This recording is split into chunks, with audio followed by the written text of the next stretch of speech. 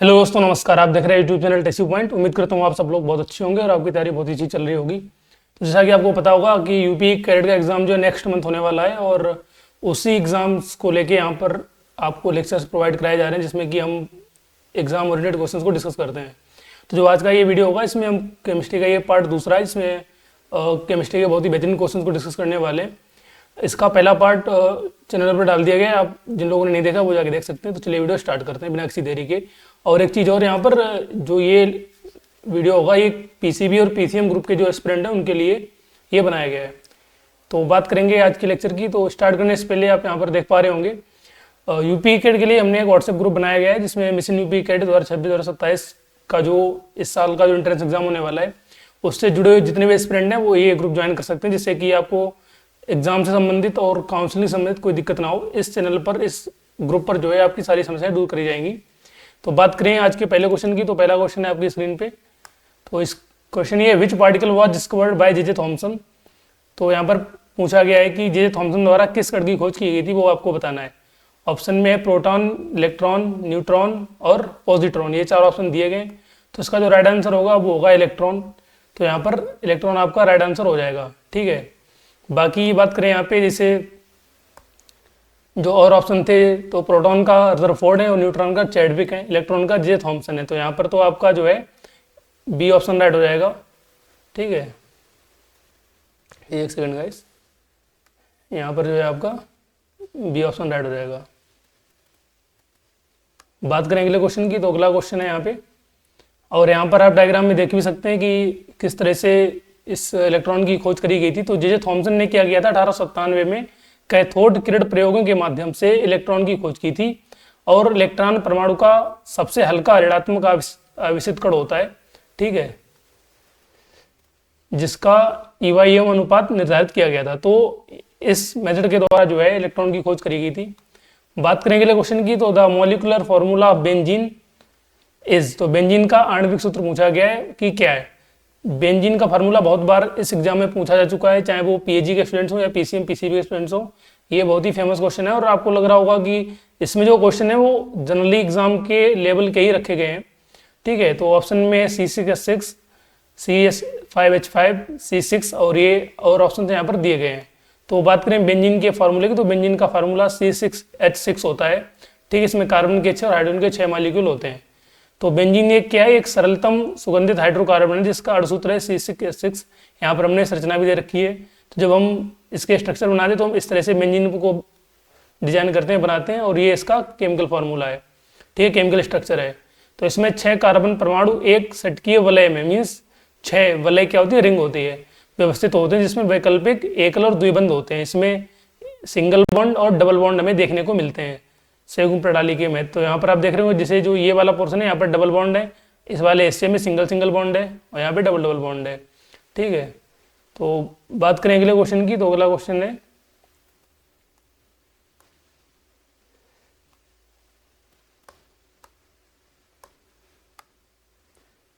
तो जो next question था तीसरा हमारा, उसमें जो है क्वेश्चन नंबर 3 जो था। ठीक है, तो नेक्स्ट क्वेश्चन की ओर बढ़ेंगे। तो हमारा नेक्स्ट क्वेश्चन है यहाँ पे, एक्चुअली जो क्वेश्चन नंबर तीसरा है वो शायद मिसप्रिंट हो गया है, इसलिए हम नेक्स्ट क्वेश्चन की ओर बढ़ेंगे। तो नेक्स्ट क्वेश्चन है atomic number of sodium is. तो यहाँ पर सोडियम का एटॉमिक नंबर पूछा गया है। ऑप्शन में है 10, 11, 12 और 13।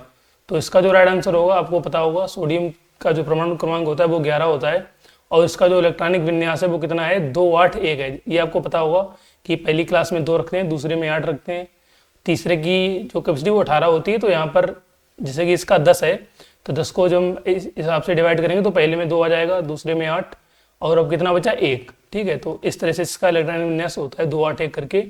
और जो ये सोडियम एक क्षारीय धातु है जो तृतीय आवर्त के पहले समूह में स्थित है और इसका मोलर द्रव्यमान 23 ग्राम पर मोल होता है। बाकी अगर सोडियम के बारे में और जानना हो तो हमने यहाँ पर एक डायग्राम लगा रखा है।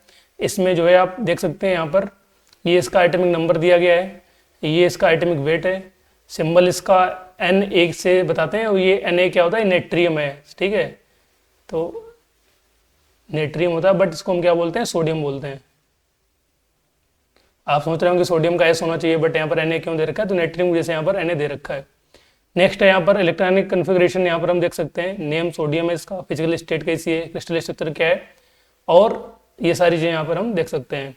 बात करें अगले क्वेश्चन की, तो अगला क्वेश्चन है which metal is liquid at room temperature. तो कौन सी धातु जो है कमरे के तापमान पर तरल होती है। तो रूम टेम्परेचर जनरली क्या होता है, ये 25 डिग्री के आसपास होता है, ठीक है, रूम टेम्परेचर। तो ऑप्शन में है आयरन, मरकरी, कॉपर और सिल्वर।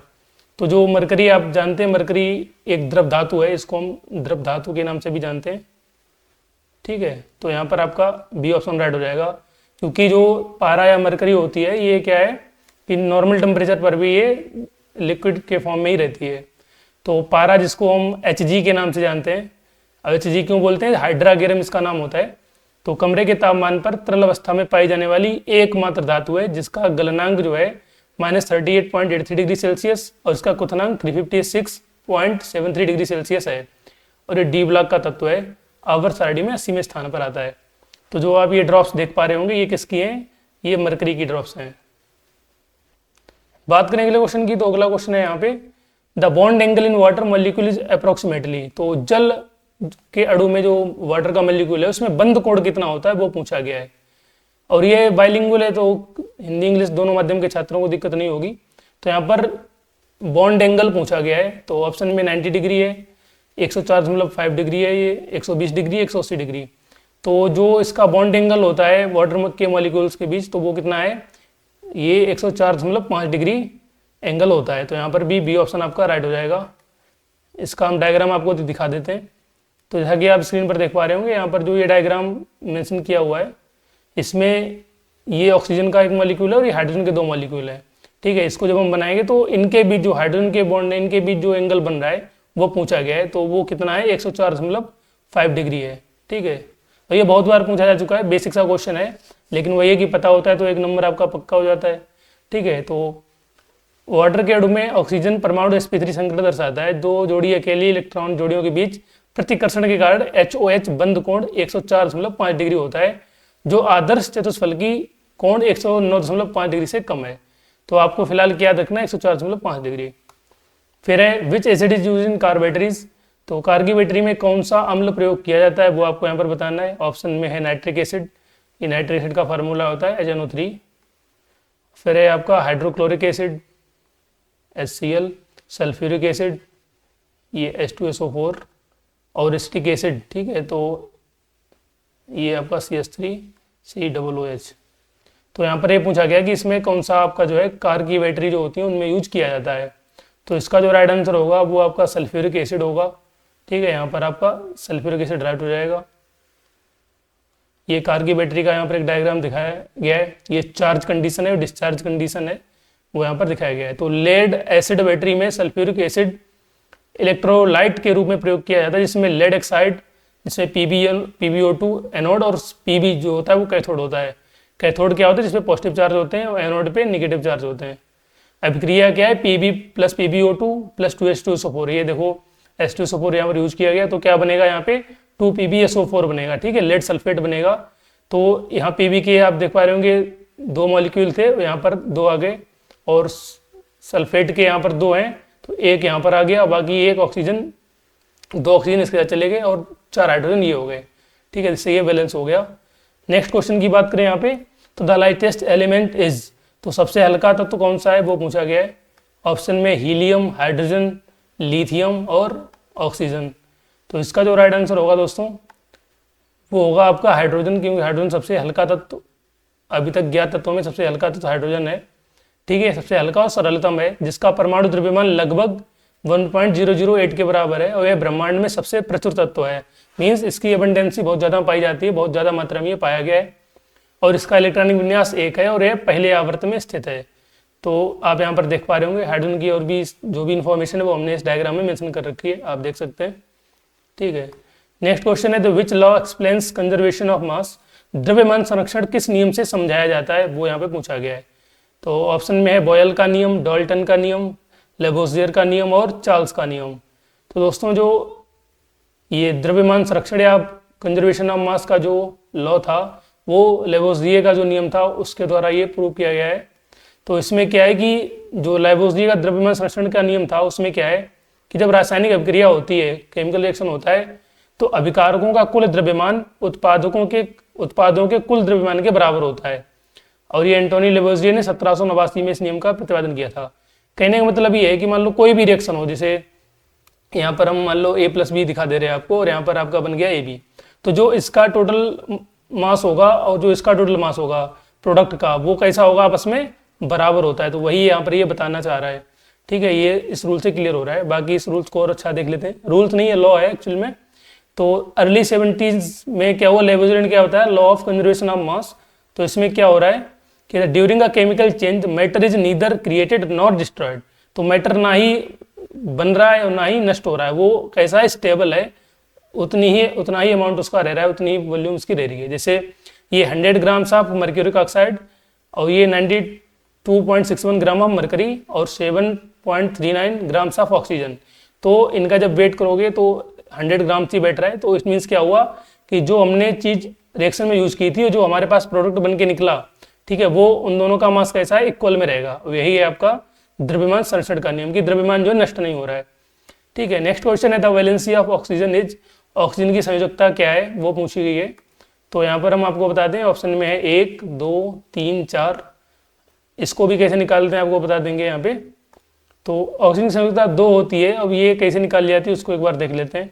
तो सबसे पहली बात कि जो ऑक्सीजन का इलेक्ट्रॉनिक विन्यास है 2,6 होता है। ठीक है, और आपको हम स्टार्टिंग में बता चुके हैं कि जो इसको कंप्लीट करते हैं 2 8। ठीक है, तो यहाँ पर 8 होने चाहिए थे, बट यहाँ पर 6। तो इसको कितने की नीड है, इसको और 2 की नीड है। ठीक है, तो यही जो है ना, वो इसकी संयोजकता कहलाएगी, जितने इलेक्ट्रॉन्स की इसकी नीड होती है ताकि ये अपनी साइकिल कंप्लीट कर सके। तो ऑक्सीजन की संयोजकता, जिसको हम वैलेंसी बोलते हैं, 2 है, क्योंकि इसके बाहरी कक्षक में 6 इलेक्ट्रॉन है और स्थिरतम इलेक्ट्रॉन विन्यास प्राप्त करने के लिए इसको 2 इलेक्ट्रॉन ग्रहण करता है। ठीक है, तो यही इसकी क्या है, संयोजकता कहलाती है। आप यहाँ देख पा रहे होंगे डायग्राम में कि जो पहली साइकिल है, पहली क्लास है, इसमें एक ये हो गया कि ये 2 हो गए। ठीक है, और दूसरे में कितने, 1 2 3 4 5 6, इसमें कितने, 6। तो इसको 2 की और नीड है ताकि ये स्टेबिलिटी ला पाए। तो इसकी संयोजकता कितनी हो जाएगी, 2 हो जाएगी। अगला क्वेश्चन है which compound is commonly known as baking soda. तो कौन सा यौगिक सामान्यतया बेकिंग सोडा के नाम से जाना जाता है। ठीक है, यहाँ पर ये ऑप्शंस आपको नहीं दिख रहे होंगे, मैं आपको थोड़ा क्लियर कर दूँ। ठीक है, इसका जो राइट आंसर होगा बेकिंग सोडा का सोडियम बाइकार्बोनेट होता है। दोस्तों, आप जैसे ये बेकिंग सोडा हो गया, ब्लीचिंग पाउडर हो गया, ये सारे आप अच्छे से याद रखें, क्योंकि डायरेक्ट 1 या 2 क्वेश्चन देखने को मिल जाता है। तो ये सोडियम बाइकार्बोनेट को बेकिंग सोडा या खाने का सोडा बोला जाता है।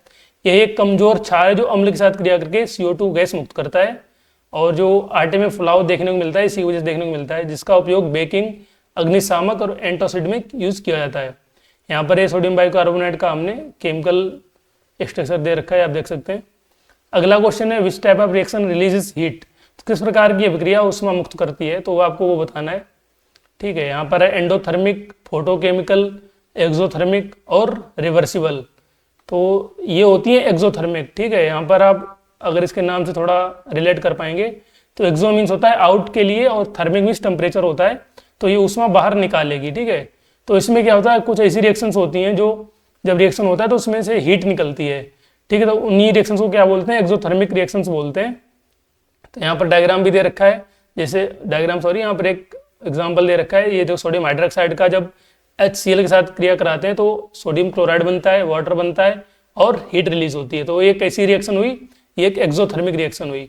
बाकी और भी समझ लेते हैं। एंडोथर्मिक में हीट की जरूरत पड़ती है। फोटोकेमिकल में ये लाइट के थ्रू होने वाली जो रिएक्शन होती है वो फोटोकेमिकल होती है, जैसे फोटोसिंथेसिस आपकी होगी।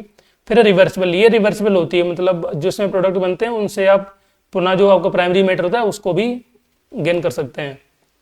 बात करें अगले क्वेश्चन की, तो अगले क्वेश्चन से बढ़ने से पहले इसको एक बार पढ़ लेते हैं। तो जो एक्सोथर्मिक रिएक्शन है, तो an exothermic reaction is chemical reaction that releases heat and has a negative standard enthalpy changes. ठीक है, तो वाटर एसिड रिएक्शन हो गया, रस्टिंग हो गई, कैंप फायर हो गया, न्यूक्लियर फिजन हो गया, फ्रीजिंग वाटर इनटू आइस। तो ये सब कैसी हैं, एक्सोथर्मिक रिएक्शन है। तो the electronic configuration of neon, तो नियॉन का इलेक्ट्रॉनिक विन्यास पूछा गया है। ऑप्शन में 2 8, 2 8 1, 2 8 8 और 2 6। तो इसका जो राइट आंसर है वो दोस्तों 2,8 है, क्योंकि इसका परमाणु क्रमांक 10 होता है। तो जब परमाणु क्रमांक 10 है तो पहली कक्षा में 2 आ जाएंगे, दूसरे में 8 आ जाएंगे, तो कंप्लीट हो जाएगा। और एक नोबल गैस है, क्योंकि इसका बाहरी कक्षक पूरी तरह से भरा हुआ है, इसका अष्टक पूर्ण है, इसलिए रासायनिक रूप से कैसी है, निष्क्रिय गैस है। ठीक है, नेक्स्ट क्वेश्चन है which one is noble gas. अब यहाँ पर देखो एक फिर नोबल गैस का एग्जाम्पल पूछा गया है। तो ऑप्शन में यहाँ पर देख पा रहे होंगे नाइट्रोजन है, आर्गन है, क्लोरीन है, हाइड्रोजन है। तो यहाँ पर जो आर्गन है वो क्या है, आपकी एक उत्कृष्ट गैस है या नोबल गैस के नाम से जानी जाती है। ठीक है, तो इसमें भी वही सीन है, क्यों जानी जाती है, क्योंकि इसके भी जो जैसे जो वो इलेक्ट्रॉन विन्यास निकालते हैं 2 8 8 18 32 करके रहता है। तो इस तरह से क्या है कि यहाँ पर इसके भी कंप्लीट हैं। ठीक है, तो ये कैसी गैस रहेगी, ये भी निष्क्रिय रहेगी। और उत्कृष्ट गैसें रासायनिक रूप से अत्यंत निष्क्रिय होती हैं, जिनकी इनके बाहरी कक्षक पूर्णतः भरे हुए होते हैं। ठीक है, कोई भी डाउट है आप कमेंट सेक्शन में पूछ सकते हैं। यहाँ पर और भी इन्फॉर्मेशन हमने मेंशन कर रखी है, जैसे आर्गन का एटॉमिक नंबर 18 है। ठीक है, एटॉमिक वेट दिया गया है, सिंबल दिया गया है। फिर है the process of rusting requires. तो जंग लगने की जो प्रक्रिया है उसमें क्या क्या चीज़ें जरूरी हैं। तो जंग आप जानते होंगे, जो आयरन में जंग लगती है, ठीक है, रस्टिंग जिसको बोलते हैं। तो केवल ऑक्सीजन, केवल जल, ऑक्सीजन जल दोनों, और कार्बन डाइऑक्साइड। तो रस्टिंग के लिए ऑक्सीजन और वाटर दोनों की रिक्वायरमेंट रहती है। यहाँ पर सी ऑप्शन आपका राइट हो जाएगा। आप यहाँ डायग्राम में देख सकते हैं, हमने यहाँ मेंशन कर रखा है। ठीक है, तो लोहे पर जंग लगने के लिए ऑक्सीजन जल दोनों की उपस्थिति आवश्यक है। यहाँ पर ये रिएक्शन दे रखा है, आप देख सकते हैं। ये 4 आयरन के मॉलिक्यूल हैं, 6 ऑक्सीजन के, मतलब 3 ऑक्सीजन के और वाटर के हैं। तो जब इसकी क्रिया करता है तो ये आपका फेरिक ऑक्साइड बनाता है। यहाँ पे ऑक्सीजन हो गया, आयरन हो गया और ये वाटर। तो बाद में ये रस्टिंग के बाद कुछ इस तरह से ब्राउन कलर में दिखता है, डार्क ब्राउन कलर में। नेक्स्ट क्वेश्चन है which scientist gave the atomic theory. किस वैज्ञानिक ने परमाणु सिद्धांत दिया, तो वो यहाँ पर पूछा गया है। तो ऑप्शन में है बोर, रदरफोर्ड, मोजले और डाल्टन। तो दोस्तों जो परमाणु सिद्धांत था वो डाल्टन ने दिया था, बहुत फेमस है ये। तो जॉन डाल्टन ने 1808 में आधुनिक परमाणु सिद्धांत प्रतिपादित किया। ठीक है, उन्होंने बताया था कि पदार्थ परमाणु से बने, परमाणु अविभाज्य है और एक ही तत्व के परमाणु समान है और परमाणु सरल अनुपात में मिलते हैं। ये इस सिद्धांत के बारे में ये चीज़ें हमें बताती हैं। ठीक है, तो जैसे ये यहाँ पर एटॉमिक स्ट्रक्चर ऑफ लिथियम का दे रखा है। तो अंदर ये न्यूक्लियस है, ठीक है, और न्यूक्लियस के बाहर ये जो साइकिल है इसमें क्या देख रहे हैं, इलेक्ट्रॉन देखने को मिल रहे हैं और ये प्रोटॉन है यहाँ पर देखने को। तो अगला क्वेश्चन है हमारा यहाँ पे the chemical formula of quick lime is. तो क्विक लाइम जिसको हम बोलते हैं यहाँ पे बिना बुझा चूना। ठीक है, क्विक लाइम को हिंदी में क्या बोलते हैं ये आप लिख लें कभी कभी। एक सेकंड दोस्तों, इसको बोलते हैं बिना बुझा चूना।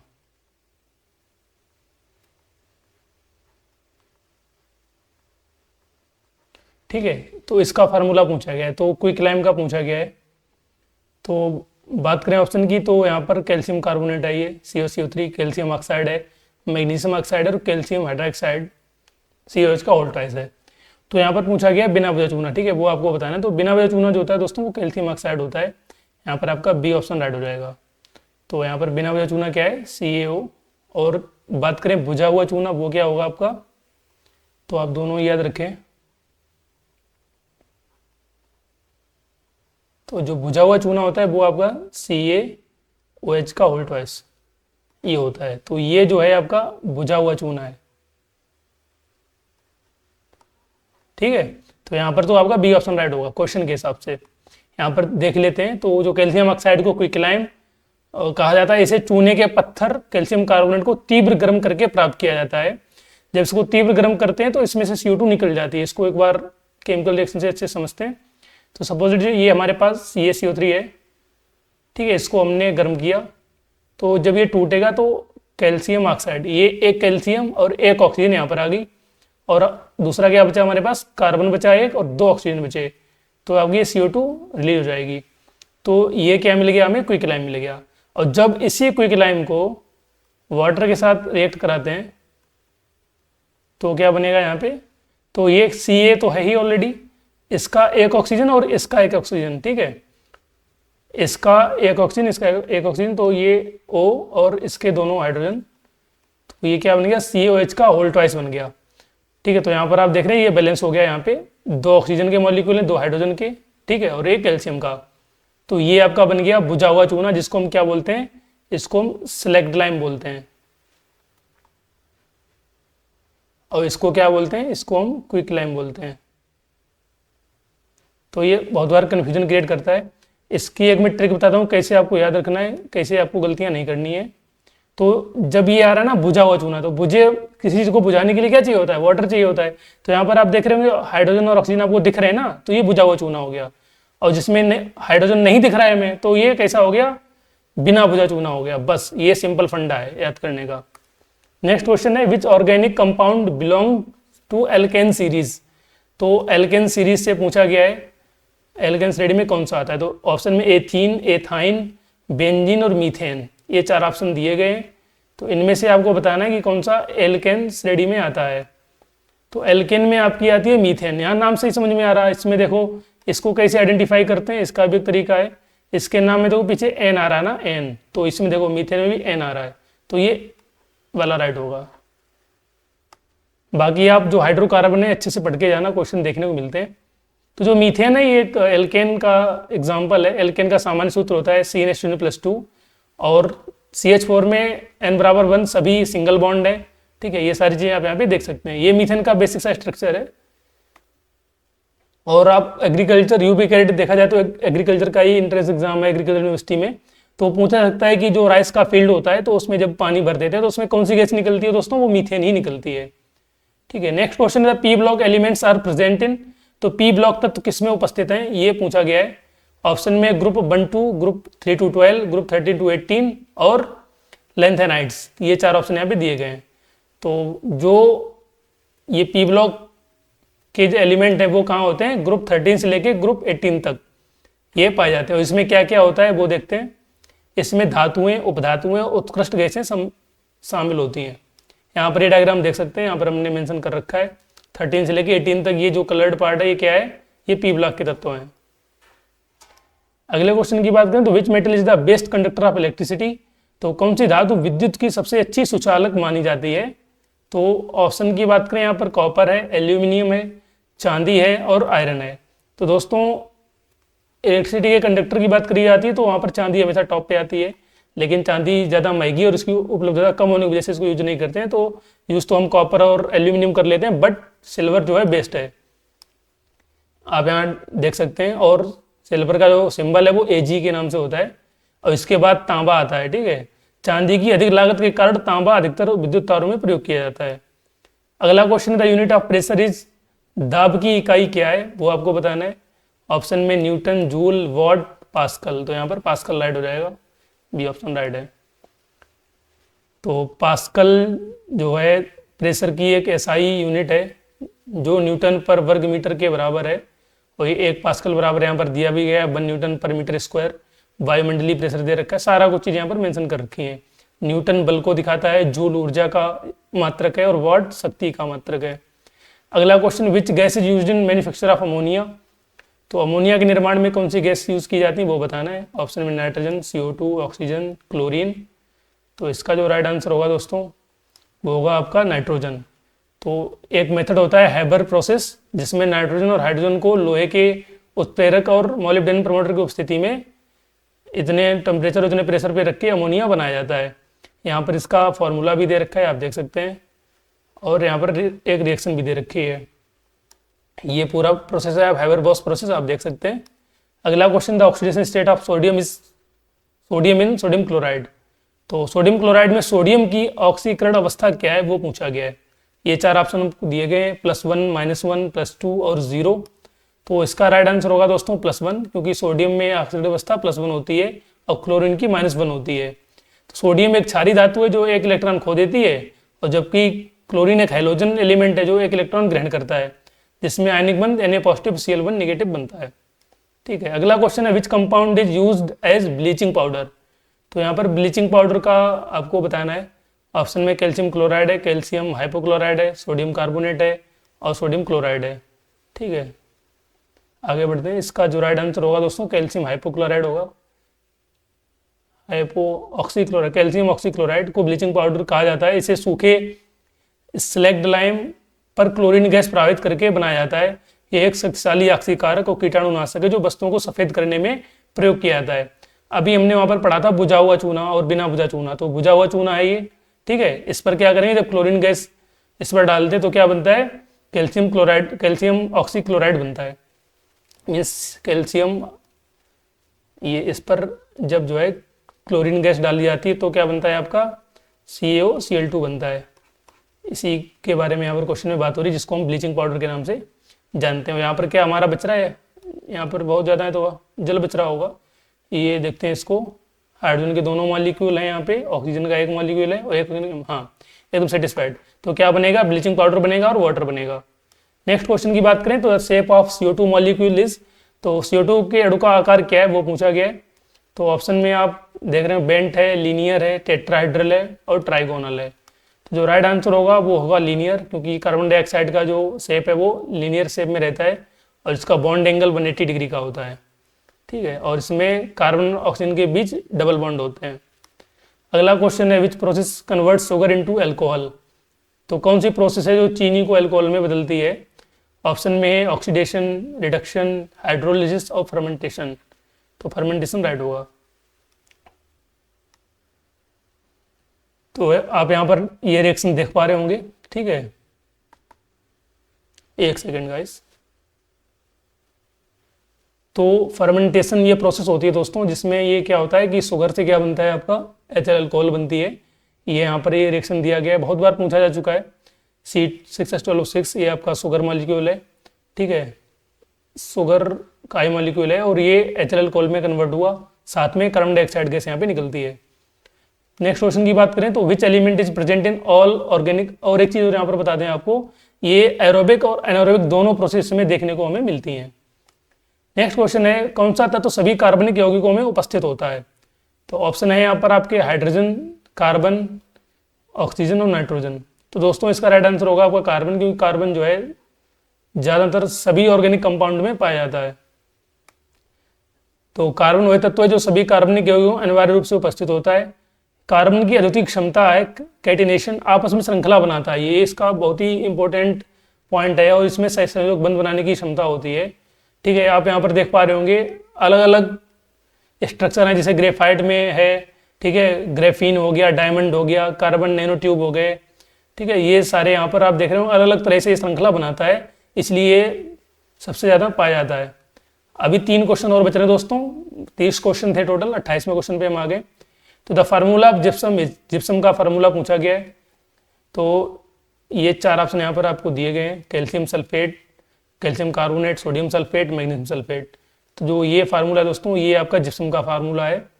और आपको पता होगा क्षारीय मृदाओं को सही करने के लिए जिप्सम का यूज़ करते हैं, और जो अम्लीय मृदाएं होती हैं उनको सही करने चूने का यूज किया जाता है, ठीक है। तो आप यहाँ पर देख सकते हैं, और इसी से मिलता जुलता और होता है प्लास्टर ऑफ पेरिस, आपको कन्फ्यूजन नहीं होना है। यहाँ पर वाटर का आधा मॉलिक्यूल होता है और यहाँ पर 2 मॉलिक्यूल होते हैं, बस इतना सा ही डिफरेंस है इसमें। नेक्स्ट है which instrument use to measure pH मापने के लिए क्या यूज़ करेंगे। तो ऑफकोर्स जनरल सी बात है कि इसमें हम पीएच मीटर का यूज़ करेंगे। यहाँ पर आपको हम डायग्राम दिखा देते हैं ताकि आप अच्छे से समझ पाएँ, ठीक है। ये जो डायग्राम आप देख पा रहे होंगे ये पीएच मीटर का ही है, जिसमें जो यहाँ पर एक ये जो नोड आपको दिख रही होगी ये लिक्विड में डूबी हुई है, इसी को हम सॉल्यूशन में डालते हैं और जो भी पीएच वैल्यू होती है इस हमें डिस्प्ले पर दिख जाती है, ठीक है। यहाँ पर आपको पता होगा पीएच स्केल एक स्केल है 0 से 14 के बीच, इसमें हम मेजर करते हैं, जिसमें 7 से कम रहने पर अम्लीय होता है, 7 होता है तो न्यूट्रल होता है, और 7 से ज़्यादा होता है तो क्षारीय होता है। बाकी जो चीज़ें थी जैसे बैरोमीटर दाब मापने के लिए यूज करते हैं, थर्मामीटर टेम्परेचर, और हाइग्रोमीटर आर्द्रता मीन्स जो ह्यूमिडिटी होती है उसको मेजर करता है। अगले क्वेश्चन की ओर बढ़ते हैं, विद्युत बल्बों में प्रयुक्त गैस है, ये क्वेश्चन आपको हमें बताना है, इसका राइट आंसर क्या होगा कमेंट सेक्शन में इसका आंसर आप हमें बताइए। तो ये 30वां और आखिरी हमारा क्वेश्चन था, ठीक है। बाकी आपको अगर लेक्चर अच्छा लगा होगा तो आप चैनल को सब्सक्राइब कर सकते हैं, आप हमारे चैनल पर नए चैनल को सब्सक्राइब कर सकते हैं। बाकी अगर आप यूपी कैटेगरी के लिए बाकी में सीरियस हैं तो आप ये ग्रुप ज्वाइन कर सकते हैं, जिससे आपको कोई भी दिक्कत ना हो एग्जाम से लेके काउंसलिंग प्रोसेस तक, क्योंकि मैंने खुद ही एग्जाम दिया है, मैंने खुद ही एग्जाम निकाला हुआ है, मेरा यूजी पीजी इन यूनिवर्सिटीज से हुआ है। बाकी इस ग्रुप में ऑलरेडी जो यूनिवर्सिटी में स्टूडेंट्स हैं, पीएचडी स्टूडेंट्स हैं, प्रोफेसर हैं, वो सब इसमें जुड़े हुए हैं, तो आपको हर तरह से इसमें मदद मिलेगी ताकि आपको कोई दिक्कत ना हो एडमिशन लेने में। जो भी आपकी हेल्प हो पाएगी काउंसलिंग से लेके सारी कुछ वो इस ग्रुप में आपको बताई जाएगी। उसके अलावा भी आपको कोई भी अगर डाउट है तो आप कमेंट सेक्शन में कमेंट कर सकते हैं, आपका डाउट दूर किया जाएगा। बाकी एग्रीकल्चर के भी लेक्चर टाइमली आते रहेंगे। तो हमसे जुड़ने के लिए बहुत धन्यवाद। तब तक के लिए नमस्कार। जय हिंद, जय भारत। पढ़ते लीजिए, अच्छी रैंक लाइए, सिलेक्शन लीजिए। जय हिंद।